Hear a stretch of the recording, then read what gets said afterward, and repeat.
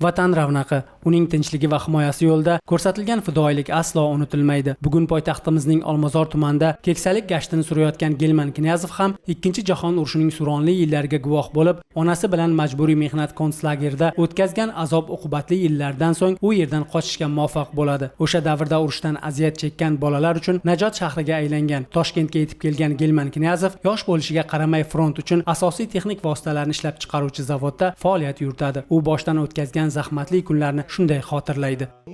Biz yosh bo'lishimizga qaramay kunu tun mehnat qilardik. Hamma narsa front uchun, g'alaba uchun edi. Ming shukrki, hozir yurtimiz tinch. Buning uchun hamda biz faxriylarga ko'rsatilayotgan e'tibor uchun muhtaram prezidentimizga o'z minnatdorchiligimizni bildiramiz. Har yili bizni yo'qlab turli sovg'a-salomlar yuboradi. Umri uzoq bo'lsin.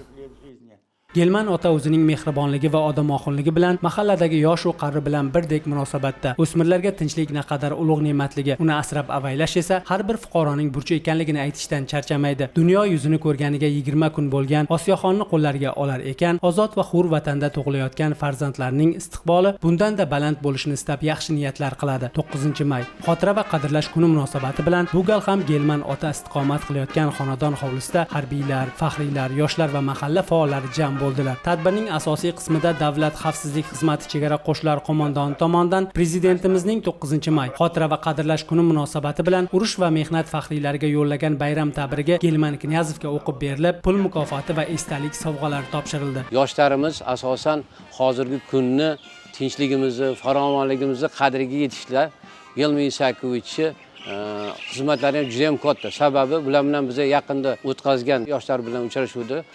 Bizni otalarimiz, bobolarimiz hozirgi kundagi mana shunaqangi farovon yashashimiz uchun o'zlarining jonlarini berganlarini, hayotlarini berganlari to'g'risida ham juda ham ko'p tushuntirib berdilar. Prezidentimiz va rahbariyatimiz tomonidan bu insonga bo'lgan e'tibor juda ham katta.